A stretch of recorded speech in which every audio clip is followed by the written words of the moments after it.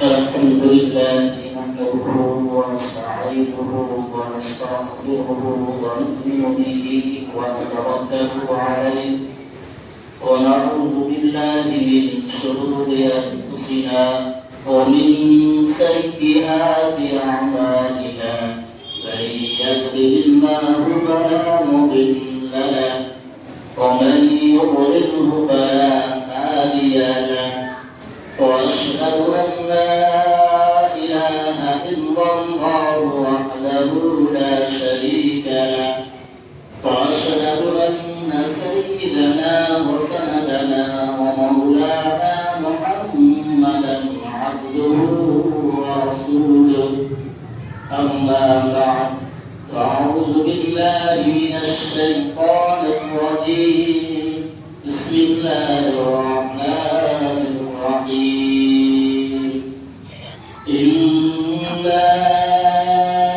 أنزلناه في ليلة القدر وما أدراك ما ليلة القدر ليلة القدر خير من ألف شهر تنزل الملائكة والروح فيها بإذن ربهم من كل أمر سلام هي حتى مطلع الفجر. وقال الله تعالى في مقام آخر يا أيها الذين آمنوا كتب عليكم الصيام كما كتب على الذين من قبلكم لعلكم تتقون. صدق الله العلي العظيم وصدق رسوله النبي الكريم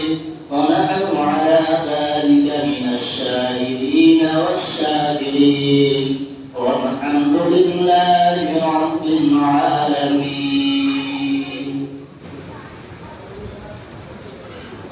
میرے محترم بزرگوں اور دینی بھائیوں، السلام علیکم ورحمۃ اللہ وبرکاتہ۔ اللہ تعالیٰ کا بے پایا فضل و احسان ہے کہ انہوں نے ہم سبوں کو رمضان المبارک کا مقدس مہینہ عطا فرمایا اور الحمدللہ ہم لوگوں نے 2 عشرے مکمل کر چکے ہیں اور اب ہم آپ تیسرے عشرے میں داخل ہیں۔ گویا کہ ہم آپ نے رمضان المبارک کے 22 روزے مکمل کر چکے ہیں اور 23ویں روزے میں داخل ہیں۔ میرے محترم، ابھی ہم نے آپ کے سامنے قرآن مجید کی سورۃ القدر کی مکمل تلاوت کی اور اس کے بعد سورۃ بقرہ کی ایک آیت تلاوت کی ہے۔ کوشش رہے گی کہ دونوں آیتوں کی روشنی میں آپ کے سامنے قرآن اور حدیث کی روشنی میں مختصر طور پر باتیں کی جائیں۔ میرے بزرگوں اور دوستوں، یہ جو آخری عشرہ ہے جس کے بارے میں نبی کریم صلی اللہ علیہ وسلم نے ارشاد فرمایا اولہ رحمہ واوسطہ مغفرہ وآخر عتق من النیران، کہ رمضان المبارک کا پہلا عشرہ رحمت کا عشرہ ہے اور دوسرا عشرہ مغفرت کا عشرہ ہے اور تیسرا عشرہ یہ جہنم سے آزادی کا عشرہ ہے۔ ایک حدیث میں نبی کریم صلی اللہ علیہ وسلم نے ارشاد فرمایا ماہ رمضان المبارک کے پہلے ہی روزے سے افطار کے وقت ایسے 10 لاکھ گناہگار آدمی کو جہنم سے آزادی کا پروانہ ملتا ہے جس پر جہنم واجب ہو چکا ہوتا ہے، اور جب رمضان المبارک کا آخری افطار ہوتا ہے تو اب شروع سے لے کر 29ویں روزے تک جتنے گناہگاروں کی بخشش ہوئی تھی اتنا ہی آخری روزے کے افطار میں اللہ تعالی جہنمیوں کو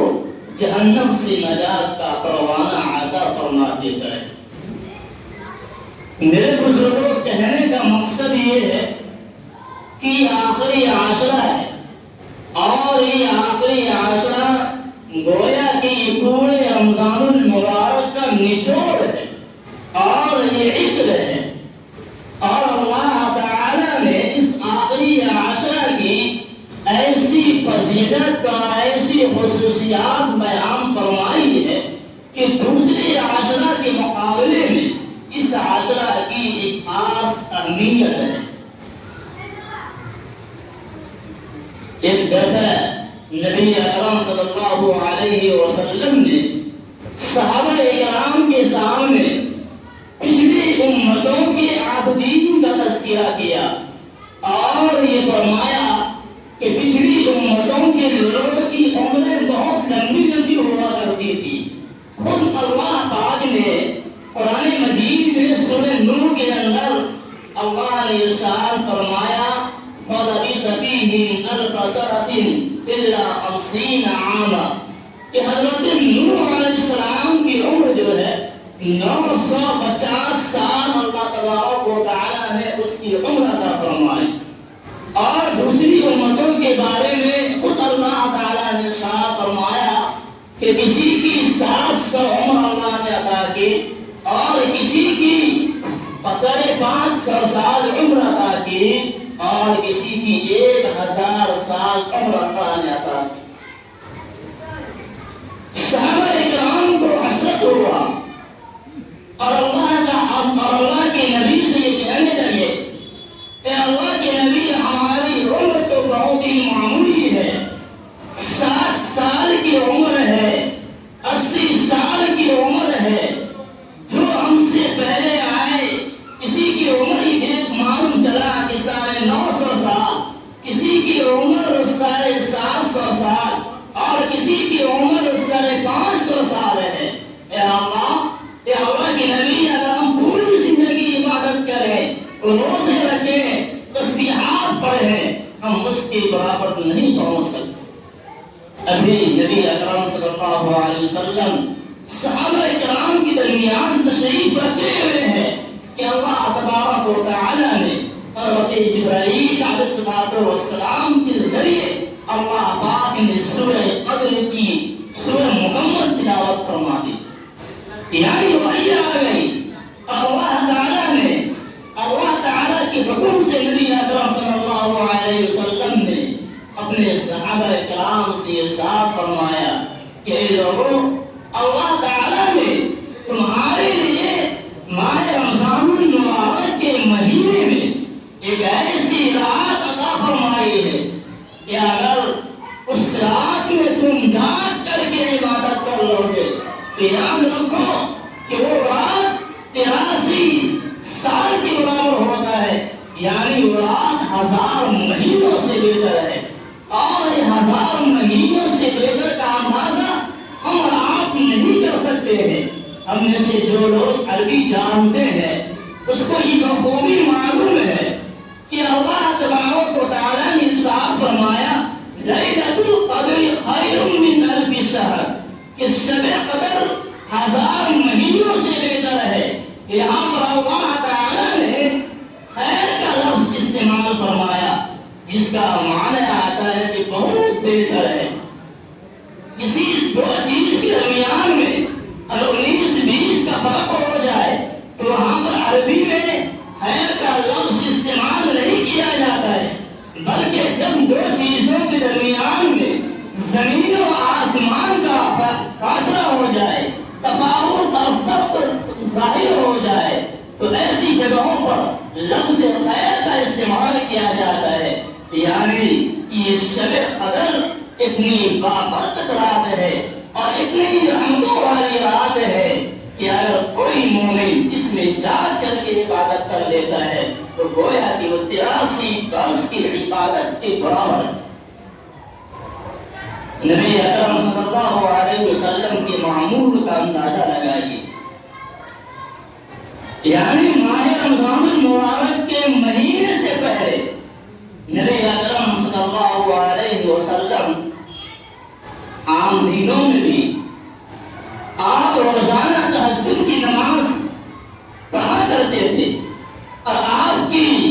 رکعتیں لمبی لمبی ہوا کرتی تھی، سجدے لمبے لمبے اور قیام لمبی لمبی ہوا کرتی تھی، لیکن آپ کسی کو بیدار نہیں کرتے تھے۔ لیکن حضرت عائشہ صدیقہ رضی اللہ عنہا ارشاد فرماتی ہے کہ جب رمضان المبارک کا آخری عشرہ شروع ہوتا تو حدیث کے الفاظ ہے کہ استغنى منزره وأحيا ليله وأيقظ أهله، کہ یعنی نبی اکرم صلی اللہ علیہ وسلم اپنی کمر کو کس لیتے تھے، یعنی تیار ہو جاتے تھے اور اپنی راتوں کو جاگ کر کے اللہ کی عبادت میں گزار کر کے پوری رات کو آپ جاگ کر کے اللہ کی عبادت میں صرف کر دیتے اور اپنے اہل و عیال کو بھی اس میں بیدار کرتے اور یہ کہتے کہ اللہ تعالیٰ کی رحمتیں برس رہی ہے، اللہ تعالیٰ کی رحمتوں کی گدائیں برس رہی ہے، تم اپنے دامن کو اللہ کی رحمتوں سے بھر دو۔ لیکن رمضان کے علاوہ جب آپ دوسرے دنوں میں تہجد کی نماز کے لیے اٹھتے تو حضرت عائشہ صدیقہ رضی اللہ عنہا ارشاد فرماتی ہے کہ آپ اتنے آرام سے اٹھتے اور اپنے جسم مبارک سے چادر مبارک کو اتنی آرام سے اٹھاتے اور گیٹ کا دروازہ اتنا آرام سے یا سکون کے ساتھ کھولتے کہ آپ کے اٹھنے سے اور آپ کی تہجد کی نماز پڑھنے سے کسی کی نیند میں خلل نہ آ جائے۔ خود حضرت عائشہ صدیقہ فرماتی ہے کہ نبی اکرم جب تہجد کے لیے اٹھتے تو مجھے بیدار نہیں کرتے تھے رمضان کے علاوہ۔ اس سے یہ بات ہمیں سمجھنے میں آتی ہے کہ جب رمضان المبارک کے علاوہ ہم دوسرے دنوں میں راتوں میں جب تہجد کی نماز کے لیے بیدار ہو رہے تو ہمارا یہ ادب میں داخل ہوتا ہے کہ ہم کسی کو بیدار نہیں کریں، ہم اپنے تہجد کی نماز پڑھنے کی وجہ سے کسی کی نیند میں خلل نہ ڈالیں، اس لیے کہ تہجد کی نماز پڑھنا کوئی فرض اور واجب نہیں ہے بلکہ یہ نفل ہے اور مستحب ہے، جس کا جی چاہے اللہ سے مانگے، جس کا جی نہ چاہے وہ سوئے آرام کرے۔ میرے بزرگوں اور دوستو، آج شب قدر کی رات 27 کی رات کو آپ جانتے ہیں، خود اللہ تبارک و تعالیٰ نے شب قدر کی رات کو متعین نہیں فرمایا کہ کس رات کی شب قدر ہے۔ ایسے تو یہ 5 راتیں کہلاتی ہیں، 21 ہے، 23 ہے، 25 ہے، 27 ہے، 29 ہے۔ کسی سال میں 21 شب ہو گئی، کبھی کسی سال میں 25 کو ہو گئی، کبھی کسی سال میں 29 کو ہو گئی۔ یعنی کوئی مومن اگر اس 5 راتوں میں جاگ لیتا ہے تو گویا کہ وہ شب قدر کو پا لیتا ہے۔ اس لیے میرے بزرگوں اور دوستوں، ہمیں آپ کو چاہیے کہ یہ مہینہ اور اس مہینے میں اللہ پاک نے جو شب قدر جو ہمیں عطا فرمایا ہے، جو 1000 مہینوں سے درجہ بہتر ہے، ہمیں اللہ پاک سے اپنے گناہوں کی معافی تلافی کرانی چاہیے۔ نہ جانے ہم میں سے اگلے رمضان میں کون زندہ رہے گا۔ ہمیں آپ کی زندگی پھر ایک چھپر میں جو تھر ہوتا ہے اور اس میں جو پانی کا ایک بوند ہوتا ہے، نہ جانے وہ کب جس وقت وہ پانی کا بوند نیچے گر جائے۔ بالکل ویسے ہی ہم سبوں کی زندگی کی مثال ہے، نہ جانے ہمارے آپ کی زندگی کس مہینے میں ختم ہو جائے، کس ایام میں، کس ہفتے میں ختم ہو جائے۔ اس کو کوئی نہیں جانتا ہے۔ اس لیے اب جو رمضان المبارک کے جو چند ایام گنتی کے وقت رہ گئے ہیں، اور ہم میں سے اکثر نوجوان جو اس مہینے کو فضولیات میں، رویات میں، مقواسات میں گزار رہے ہیں، خدا باز آ جائیے۔ ہمارے گاؤں میں، ہمارے سماج میں، معاشرے میں، نوجوانوں میں یہ دیکھا جاتا ہے کہ ہمارے معاشرے میں دیکھیں گے آپ ایک بڑا بزرگ آدمی جس کو چلنے پھرنے کی طاقت نہیں ہے، لاٹھی کے سہارے چلتے ہیں، کمر جھکی ہوئی ہے، بھوک پیاس کی تپ ہے، وہ چاہ کر بھی روزہ نہیں توڑتا ہے اور یہ سوچتا ہے کہ نہ جانے کہ اگلے سال زندہ رہوں میں نہ رہوں، میں تو اپنے آپ کو اللہ کا یہ مہینہ ہے، اللہ کا یہ فرض کیا ہوا ہے، میں اس کو روزہ رکھوں گا چاہے میری جان چلی جائے۔ لیکن اسی محلے میں دوسری طرف ہماری نوجوانوں کی نسلیں ہیں جہاں اللہ پاک نے ان کو طاقت دی ہے، صحت ہے، چلنے پھرنے، طاقت کھانے پینے کی، سارے کاموں کاج کرنے کی طاقت ہے، لیکن جب رمضان المبارک کا روزہ اور ان کا مہینہ آ جاتا ہے تو شکوہ کرتا ہے کہ ہمیں روزہ رکھنا مشکل ہو جاتا ہے، ہمارے اندر روزہ رکھنے کی طاقت نہیں ہے۔ میرے نوجوانوں، کل قیامت کے میدان میں آپ کے قدم اس وقت تک آگے نہیں بڑھے گا جب تک اللہ تعالیٰ آپ سے یہ سوال نہ کر لے کہ تم نے اپنی جوانی کو کہاں صرف کیا اور کہاں خرچ کیا۔ میرے بزرگوں اور دوستوں، آج ہم اپنے پاؤں کے طاقت کے سہارے چل رہے ہیں، لیکن کل وہ دن بھی آئے گا جب ہم لاٹھی کے سہارے چلیں گے۔ آج ہم اپنی گاڑیوں پر اور اپنے راستے چوک چوراہے پر خوب نشے میں چلتے ہیں، دوڑتے ہیں، لیکن یاد رکھیے ایک دن وہ بھی آئے گا کہ ہمیں بھی لاٹھی کے سہارے اور اپنی کمر کو جھکا کر کے چلنا ہوگا، اور کل قیامت کے میدان میں جہاں اولین و آخرین جمع ہوگا اسی مجمع میں آپ کو جواب دینا ہوگا۔ میرے بزرگوں اور دوستوں، کل قیامت کے میدان میں ایسے 7 لوگوں کو عرش کے سائے میں جگہ دی جائے گی۔ ان میں سے ایک ایسا آدمی، ایک ایسا نوجوان ہے کہ جنہوں نے اپنی جوانی کو اپنی اللہ تعالیٰ کی بندگی میں، اللہ تعالیٰ کی عبادت میں لگا رہا ہو۔ ایسے نوجوانوں کی خوشخبری ہے کہ جہاں سورج انسان کے سر کے بالکل قریب ہو جائے گا، ہر کوئی اپنے پسینے کے سراپون میں ہوگا، لیکن وہ نوجوان جنہوں نے اپنی جوانی کو اللہ کی عبادت میں صرف کیا ہوگا، ایسے نوجوان اللہ کے عرش کے سائے ہو گئے۔ میرے بزرگوں اور دوستوں، لیکن اگر آپ شب قدر کو ہم نے اجتماعی محفل کی رات بنا دیا، تقریریں، جلسے، فلاں صاحب کی تقریر ہوگی، دعوت ہوگی، میرے بزرگوں اور دوستوں، ان تمام چیزوں کو کرنے کی ضرورت نہیں ہے۔ اگر آپ یہ چیزیں کرنی ہیں تو شب قدر آنے سے پہلے آپ ان تمام چیزوں کو جان لیں، سیکھ لیں، عمل کر لیں۔ لیکن یہ ایسا ہی ہے کہ شب قدر میں آپ شب قدر کے بارے میں آپ سیکھ رہے ہیں، جان رہے ہیں، یہ ایسا ہی ہو جائے گا کہ جیسے میدان جہاد میں جا کر کے کوئی مجاہد جنگ کے بارے میں تعلیم حاصل کرنا شروع کر دے، میرے دوستوں وہاں میرا مرد ہو جائے گا۔ اس لیے میرے بزرگوں اور دوستوں، کسی بھی چیز کے آنے سے پہلے ان کی آداب، ان کے بارے میں تعلیمات کو سیکھنا ہمارے لیے ضروری ہوتا ہے۔ 2-3 چیزیں اور آپ کے سامنے عرض کرنی ہے، جیسا کہ مولانا ارشاد صاحب کا حکم ہے۔ اس مہینے میں ہم آپ زکوٰۃ نکالتے ہیں، زکوٰۃ نکالتے ہیں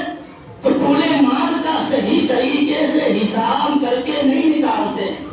بس جو آیا تھوڑا بہت نکال لیا۔ میرے بزرگوں، ایک پائے کا حساب دینا ہوگا۔ زکوٰۃ کے بارے میں آتا ہے کہ نبی اکرم کا فرمان ہے کہ کل قیامت کے میدان میں مالداروں کے مال کو ایک مضبوط عضے کی شکل میں بنا دیا جائے گا، اور اس کے 2 جبڑے ہوں گے، اور وہ اللہ نے روپے پیسے سونے چاندی سے مالا مال کر رکھا تھا اور انہوں نے زکات کی ادائیگی نہیں کی، ایسے مالک کو وہ اژدہا اپنے دونوں چمڑی میں داب کر کے اس کو نگل لے گا۔ میرے بزرگوں اور دوستوں، کتنی بڑی بڑی وعید ہے۔ اللہ تبارک و تعالی ارشاد فرماتے ہیں والذین یکنزون الذهب والفضة ولا ينفقونها في سبيل الله فبشرهم بعذاب أليم، کہ جو لوگ زکات نہیں نکالتے ہیں، اے اللہ کے نبی آپ ان کو خوشخبری دردناک کی، آپ ان کو دردناک کی خوشخبری سنا دیجیے۔ فبشرهم بعذاب أليم، دردناک عذاب کی خوشخبری سنا دیجیے۔ آگے اللہ پاک ارشاد فرماتے ہیں یوم یحمى علیہا فی نار جہنم وتقوی بها جباہہم وجنوبہم وظہورہم ھذا ما کنزتم لانفسکم فذوقوا ما کنتم تکنزون۔ میرے بزرگوں اور دوستوں، جس طریقے سے دنیا کے اندر لوہے کو آگ میں تپایا جاتا ہے اور اس کو استعمال میں لایا جاتا ہے، بالکل ویسے ہی قیامت کے میدان میں اللہ پاک ہمارے مال کو اور ہمارے سونے یا چاندی کو جہنم کی آگ میں تپا کر کے ہمارے پیشانیوں کو، ہمارے بہنوں کو اور ہمارے پشت کو اللہ پاک ڈالیں گے اور کہیں گے کہ مزہ چکھو، یہ تمہارا مال ہے، یہ تمہارا سرمایہ ہے۔ میرے بزرگوں اور دوستوں، زکات نہ نکالنے کی بڑی بڑی وعیدیں ہیں اور زکات نکالنے کے بڑے بڑے ثواب بھی ہے۔ اگر ہم نے زکات نکال دی ہے تو گویا کہ ہمارا مال صاف ہو گیا، ہمارا مال دشمنوں سے محفوظ ہو گیا اور ہمارے مال میں بڑھوتری ہو گیا ہے۔ مال نکالنے سے کم نہیں ہوتا ہے۔ حدیث کے اندر آتا ہے کہ کوئی آدمی زکات نکالتا ہے، صدقہ جاریہ یا خیرات کرتا ہے تو اس کے مال میں کمی نہیں ہوتی ہے، بلکہ مال نکالنے سے مال کے اندر جو ہے بڑھوتری ہوتی ہے۔ میرے بزرگوں اور دوستوں، ایک واقعہ میرے ذہن میں آ رہا ہے کہ نبی اکرم صلی اللہ علیہ وسلم نے ایک آدمی کو دیکھا کہ کعبہ کے گرد کھڑے ہوئے ہیں اور بے تحاشا ہو رہا ہے۔ نبی اکرم صلی اللہ علیہ وسلم نے اس آدمی سے معلوم کیا کہ بتاؤ تم آخر کیوں رو رہے ہو؟ اس نے کہا کہ میں نے بہت بڑا گناہ کیا ہے۔ اللہ کے نبی نے کہا کیا تمہارا گناہ عرش و کرسی و قلم سے بھی بہت بڑا ہے؟ تو اس نے کہا کہ ہاں، میرا گناہ عرش و کرسی و قلم سے بھی بہت بڑا ہے۔ پھر نبی اکرم صلی اللہ علیہ وسلم نے اس آدمی سے پوچھا کہ بتا کہ تمہارا گناہ کیا ہے؟ اس آدمی نے یہ کہا کہ میرے پاس تو مال کی کمی نہیں تھی، لیکن جب بھی کوئی مال مانگنے کے لیے آتا تھا تو میرے بدن میں آگ لگ جاتی تھی اور مجھے بہت سخت نفرت ہوتی تھی۔ نبی اکرم صلی اللہ علیہ وسلم نے کہا کہ وہ کم وقت دور ہو جا، ایسا نہ ہو کہ تیری کم بختی کی وجہ سے اور تیرے بد عملی کی وجہ سے اللہ پاک ساری قوم کو بلکہ تمام مخلوق کو ہلاک کر دے۔ اور یاد رکھو کہ جس اللہ نے مجھے ہدایت کے لیے بھیجا ہے، اگر تو 1000 برس تک کعبہ کو پکڑ کر روتا رہے اور تیرے آنکھ سے آنسو جاری ہوتا رہے اور تیری آنکھ سے اتنی آنسو بہ پڑے کہ تیرے آنسوؤں کی وجہ سے بڑے بڑے نفع پیدا ہو جائے اور دوسرے لوگوں کے لیے فائدہ مند ہو جائے، لیکن یاد رکھو کہ تمہارا یہ جو کفر ہے اور کفر کیا ہے کفر پر ہے اور کفر کا بدلہ جہنم ہے، تیرا ٹھکانہ مرنے کے بعد جہنم ملتا ہے۔ میرے بزرگوں اور دوستوں، اتنی بڑی بڑی وعید ہے زکات نہ نکالنے کی۔ ہمارے اوپر زکات واجب ہے، فرض ہے، تو آپ زکات نکالے۔ مال کی تجارت ہے، روپے پیسے ہے، سونے چاندی ہے، یہ 3 چیزیں ہیں جس پر زکات واجب ہوتی ہے۔ ہمارے پاس جو بھی ہم آپ ان کو استعمال کرتے ہیں، چاہے ہمارے پاس کتنی مہنگی گاڑی ہو،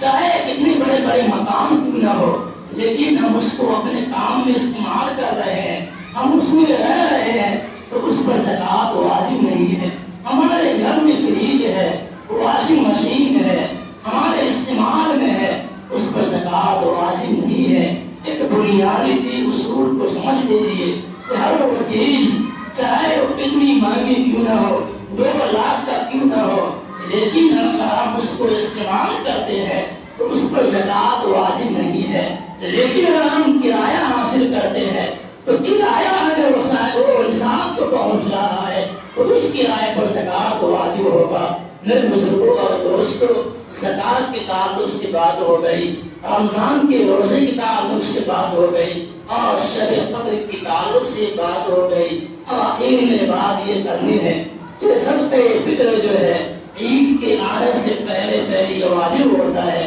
گھر کے ہر افراد پر نکالنا واجب ہوتا ہے۔ چھوٹے چھوٹے بچے کا والدین ذمہ دار ہے کہ اس کا صدقہ فطر نکالے۔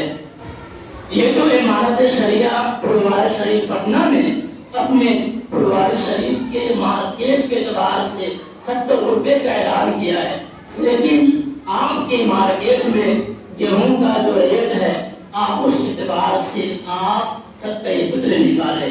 لیکن ایک بات یاد رکھیے، جیسے کہ ابھی حاجی صاحب نے کہا کہ آپ 50 روپے کا اعلان کر دیں، ٹھیک ہے، 50 روپے آپ صدقہ فطر نکالے، لیکن یہ جنرل ہو گیا، یعنی ہر آدمی ایسا نہ ہو کہ 50 روپے نکال رہے۔ حالانکہ حدیث میں آتا ہے کہ جو سے گیہوں سے آپ صدقہ فطر نکالے، آپ جو سے صدقہ فطر نکالے، آپ کھجور سے صدقہ فطر نکالے، آپ کشمش سے صدقہ فطر نکالے۔ یعنی ہمیں آپ کو سوچنا ہوگا کہ ہم کس کیٹیگری میں ہیں۔ ہم دنیاوی حالات میں دیکھتے ہیں تو کھانے پینے کے اعتبار سے، رہنے کے اعتبار سے، رہائش کے اعتبار سے، گاڑی کے اعتبار سے ہم میں سے ہر آدمی ایک دوسرے میں بہت فرق رکھتا ہے، لیکن صدقہ فطر میں دیکھا جائے تو ہر آدمی 50 روپے نکال رہا ہے۔ یہ تو صحیح نہیں ہے۔ میرے بزرگوں اور دوستوں، حدیث کے اندر کہا گیا ہے کہ اللہ نے آپ کو جو کی طاقت دی ہے تو آپ جو کے اعتبار سے نکالے، کھجور کی طاقت دی ہے آپ کھجور کے اعتبار سے نکالے، کشمش کی طاقت دی ہے تو آپ کشمش کے اعتبار سے نکالے۔ یہ چند باتیں آپ کے سامنے کہی گئی ہے۔ اللہ پاک سے دعا کیجیے کہ جو باتیں آپ کے سامنے کہی گئی ہے ہم سبوں کو اس پر عمل کی توفیق عطا فرمائے۔ وآخر دعوانا ان الحمد للہ رب العالمین۔ جو لوگ سنتوں سے فارغ نہیں ہو، سنتوں سے فارغ ہو جائے۔